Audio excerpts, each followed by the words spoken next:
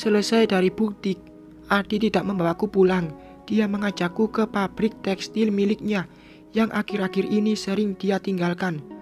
Keadaannya yang seperti itu, juga kesibukan dia di bisnis yang lain, membuat Adi harus mempercayakan pabrik kepada orang lain. Orang yang sudah dia andalkan untuk kemajuan ladang usahanya itu.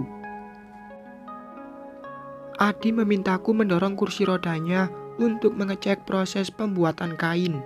Aku yang baru pertama melihat mesin tenun bundar langsung terkagum-kagum dengan cara kerja mesin tersebut. Sangat canggih dan bisa menghasilkan kain dengan cepat.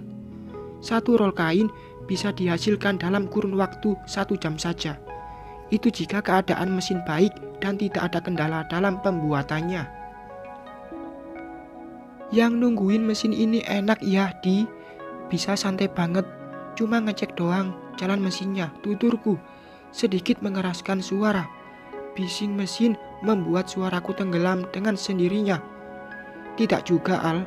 Tiap 5 menit sekali harus dilakukan pengecekan kain. Nanti kalau kainnya cacat, harga jualnya menurun. Aku manggut-manggut mendengarkan penjelasan Adi.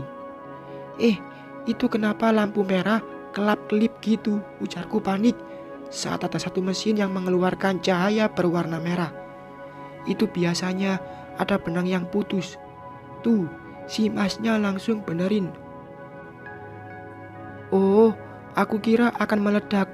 Udah kaget aja aku. Emangnya bom bisa meledak, ujar Adi tertawa. Aku jadi ikut tertawa, merutuki kebodohan ini. Yang aku tahu hanya mesin jahit saja.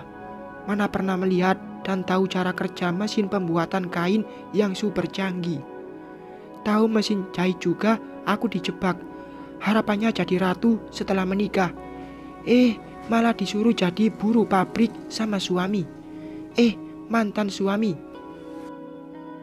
Setelah melihat-lihat keadaan mesin, Adi menyuruhku untuk keluar dari ruangan bising itu. Aku sampai bernapas lega karena telingaku merasakan kebebasan dari suara-suara mesin tadi. Sekarang, Adi membawaku ke ruangannya untuk bertemu dengan beberapa staf yang bekerja di bawah Adi. Saat Adi melakukan meeting bersama stafnya, aku memilih menunggu di luar saja.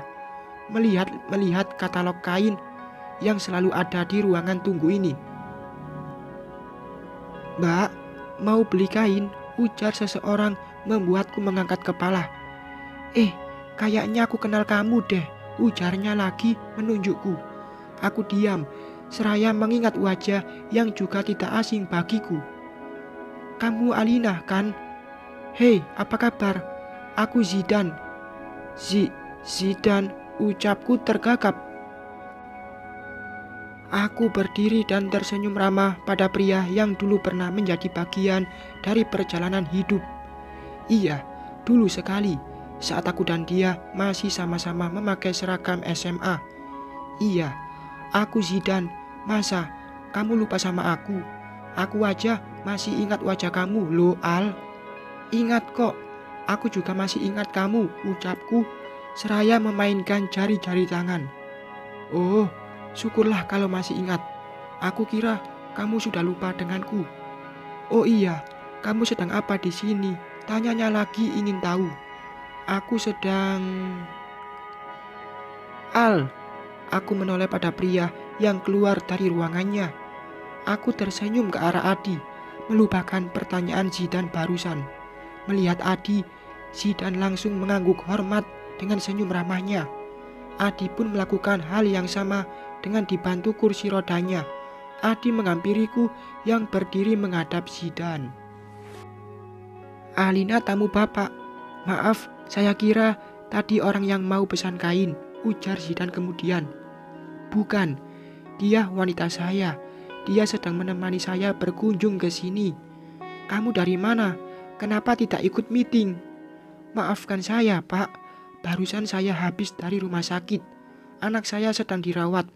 Mohon maaf, Pak." Aku yang menjadi penonton hanya diam mengamati kedua pria itu. Dilihat dari sikap Zidan kepada Adi, sepertinya ia adalah bawahan dari calon suamiku itu. Jika rekan kerja, tidak mungkin Zidan sampai memohon maaf dengan begitu hormat kepada Adi. Roda kehidupan benar-benar berputar sangat cepat. Dulu, Zidan adalah anak pengusaha sukses. Bahkan dia disekolahkan di universitas ternama di ibu kota setelah lulus SMA. Dalam pikirku, mungkin Zidan akan menjadi pria yang sukses dengan perusahaan besar yang dia kelola. Namun sepertinya bayanganku meleset. Zidan yang dulu menjadi idola sekolah ternyata kini bawahan Adi. Dia bekerja sebagai staf marketing di perusahaan tekstil milik Adi. "Kamu kenal Zidan di mana?" tanya Adi. "Saat ini kami sudah berada di mobil dengan tujuan perjalanan untuk pulang. Dia teman SMA ku dulu." "Benarkah?" ujar Adi tidak percaya. Aku menganggukkan kepala dengan ingatan melayang jauh ke masa itu. Masa di mana aku pernah menaruh hati mencintai dia dalam diam. Diam-diam memperhatikan seorang pria yang menjadi idola sekolah. Seorang ketua OSIS yang selalu tampil tampan dan menawan. Geli sekali jika mengingat kala itu. Aku yang pendiam malah gemetaran ketika duduk berdekatan dengannya. "Kamu mau makan dulu atau kita langsung pulang?" pertanyaan Adi membuyarkan lamunanku. Aku menoleh ke arahnya, kemudian mencubit pinggang sedikit. "Au, kok malah nyubit sih?" "Ada yang salah dari pertanyaanku?" ujarnya, melihatku aneh. "Ada. Kita sudah makan di pestanya temanmu tadi. Masa iya makan lagi? Makan terus. Kalau aku gendut, gimana? Nanti kebaya pengantin gak akan muat," tuturku kesal. "Oh iya juga ya. Kalau gitu kamu gak usah makan sampai hari pernikahan nanti." "Mati dong." Adi tertawa lepas dengan diikuti aku dan supir yang menyimak obrolan kami. Sekian menit perjalanan, kami sudah sampai di rumah Papa. Kami disambut Safa yang langsung masuk ke dalam mobil setelah kendaraan yang aku tumpangi berhenti di depan rumah. Untungnya, sebelum kami pulang dari pabrik tadi, sempat membeli beberapa mainan dari pedagang kaki lima yang mangkal di sekitar pabrik untuk diberikan kepada putriku. Safa sangat senang ketika Adi menyodorkan mainan boneka Barbie yang memiliki rambut panjang. "Bilang apa sama Om Papa?" ujarku, seraya mendudukkan Safa di tengah-tengah aku dan Adi. "Makasih Om Papa." "Sama-sama sayang. Tadi ditinggal Mama, nakal tidak?" ujar Adi mengangkat tubuh Safa, memindahkannya ke pangkuan. "Enggak, Safa main, telus makan. Bobok." "Bobok? Enggak mandi dong." "Mandi Om, coba cium sini." Enggak wangi." "Bohong ya Safa." "Hahaha, beneran Om, mandi," ujar Safa diselingi tawa karena Adi menggelitik perut gadisku dengan hidung mangirnya.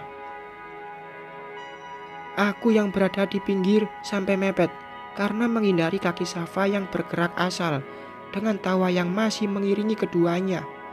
Mama yang berdiri di teras rumah hanya bisa tersenyum seraya memperhatikan mobil yang bergoyang akibat ulah Safa dan Adi. Untung parkirnya di depan rumah. Kalau di pinggir jalan pasti disangka berbuat yang iya-iya. Dasar otakku. "Sudah, yuk turun. Om Papa harus pulang, harus istirahat. Sini, Safa gendong sama Mama," ujarku menghentikan keduanya. "Enggak, Safa mau ikut Om Papa." "Boleh Pa, boleh, yuk ikut." "Jangan sayang." Aku sedikit menolak jawaban Adi, seraya melotot ke arah pria itu. "Sayang," ujar Adi mengulang kata yang kuucapkan. "Sayang Safa, bukan sayang Adi." "Udah cepet turun." Aku menarik tangan Safa. "Nanti kalau Om Papa tidak pulang dan istirahat, bisa sakit lagi. Kalau sakit, Safa tidak bisa main lagi. Gimana?" lanjutku membujuk. Meskipun merengut, Safa akhirnya nurut.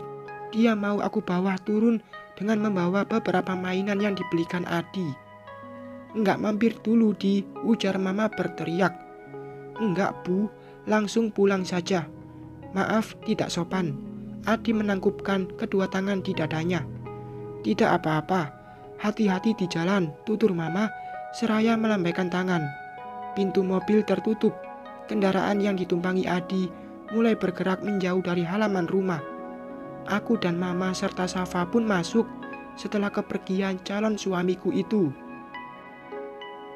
Aku tersenyum kecil seraya berjalan masuk mengingat panggilan Adi yang tidak berubah pada Mama dan Papa. Ibu dan Bapak. Dia memanggil orang tuaku. Mungkin karena sudah kebiasaan sejak dulu hingga sulit untuk dihilangkan. Bersambung.